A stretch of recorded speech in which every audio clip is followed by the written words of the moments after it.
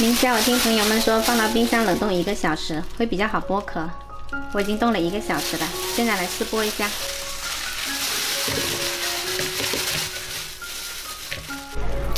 冻过的虾呢，确实比较好剥，虾壳冻得有点脆脆硬硬的。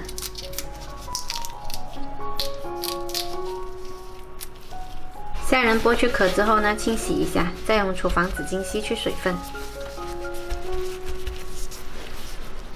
然后在虾背这里开一刀，一路开到底，开成这样子，可以摊开就可以了。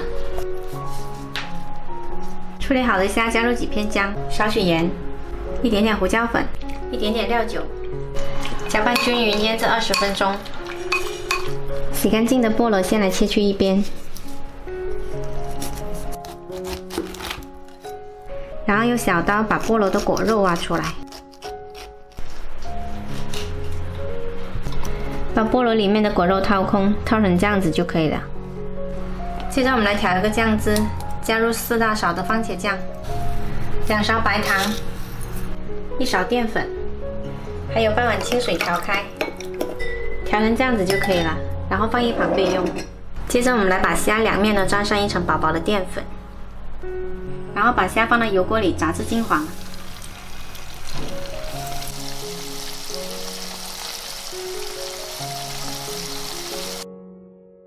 好了，表面微微金黄就可以捞出来。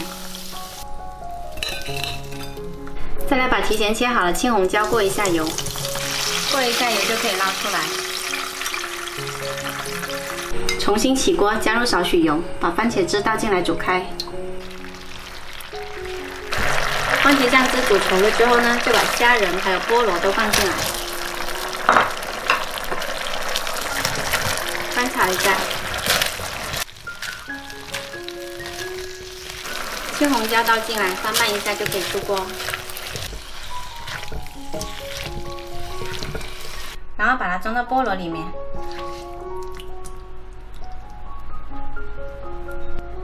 还有多的把它装在盘子里。